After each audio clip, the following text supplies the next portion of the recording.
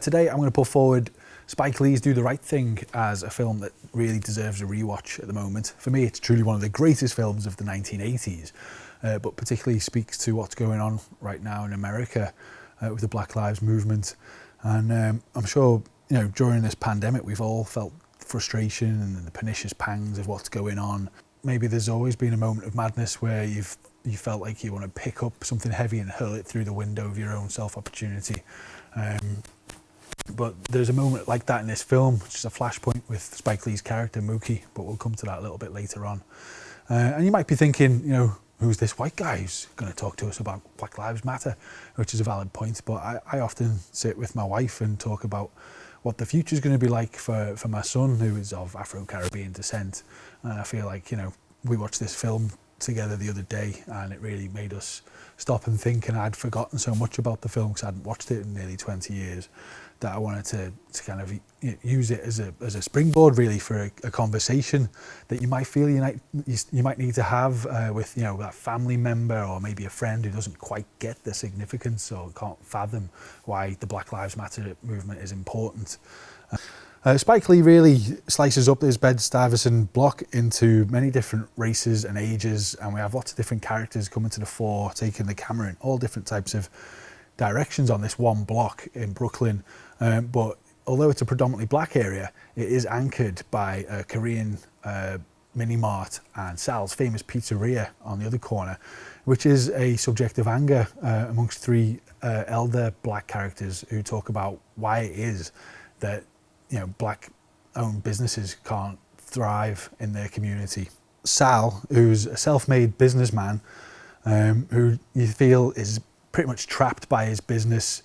He stayed there when all the other Italian Americans moved out of the neighbourhood. Now he's stuck there with his clay oven and his two sons. But he's also, he says at various different points in the movie, quite proud of the fact that he's stayed and he's had a part in the upbringing of these kids by feeding them, And the other major character, as we say, is Mookie, who works for him, played by Spike Lee.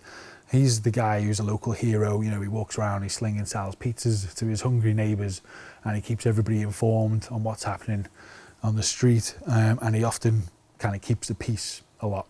And this is a big thing when local activist Bugging Out comes in for his slice of pizza one day and makes the very valid point that there's no black people on Sal's wall of fame, and seems the majority of customers are black. Hey Sal, how come we got no brothers up on the wall here? Mookie buys the peace here, even though he's been enduring racist taunts at the hands of Sal's son Pino, who's played very deftly by a young John Turturro in this film, and it's just constantly bubbling underneath the surface is the tensions in the movie. The heat of the film, the whole film set on one day in a summer in Brooklyn, and a special shout out deserves to go to Spike Lee's favourite cinematographer, Ernest Dickinson here, who's bled out all the cooling blues and greens from the frame and replaced them with really burnt out orange and raging reds, and at times has even placed a heat bar under the camera so you can see the heat rising in front of the screen. It really is a beautiful film. Tensions continue to rise up until closing time at Sal's, when a two-man protest comes in with Bugging Out, who's managed to recruit Radio Raheem, who's an absolute massive presence in the movie, walks around with the biggest boombox you've ever seen, blasting Public Enemy's Do the Right Thing, and also shows that music is a major part to this film. Public Enemy's Fight the Power was commissioned especially by Spike Lee for this movie to have an anthem for the Radio Raheem. Fight the power! But it's the boombox which is causing the actual moment of breakdown when he refuses to lower the music. And Sal, who has been throughout the film a complete diplomat and has calmed his own sons down and talked them out of their racial prejudice, suddenly erupts in a moment of racist fury and smashes the boombox into smithereens with his baseball bat. And an ensuing fight amongst everybody in the pizzeria spills out into the street. And it only gets broken up when the New York police turn up and suddenly pounce straight away on the two black guys. And it's a real shocking moment when Radio Raheem, who's always been shot upwards throughout the whole film to show off his size and stature, is suddenly lifted from his feet and by the police and choked And you only see you see his feet inches from the floor.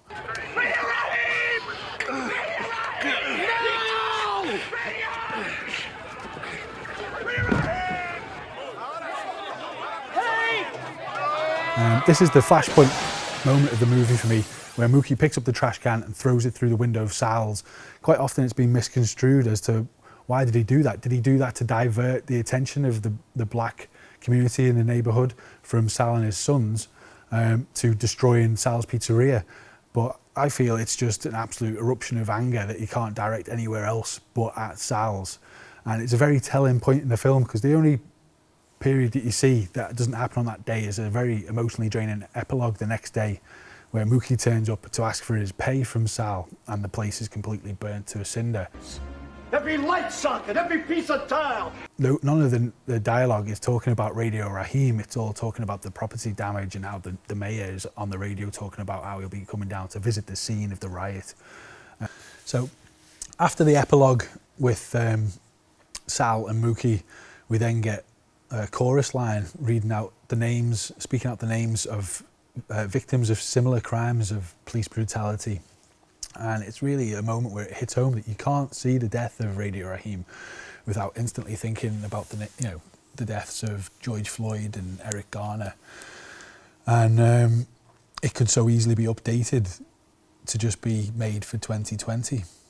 But ultimately the movie closes with two polarizing quotes from Malcolm X and Martin Luther King about the different viewpoints of how to tackle racism in America. One obviously advocating peaceful protest, and the other one making a point that sometimes you have to take matters into your own hands. That we also realised that we've been carried through the whole movie by Spike Lee and just placed ultimately in a conversation between the two different points of view.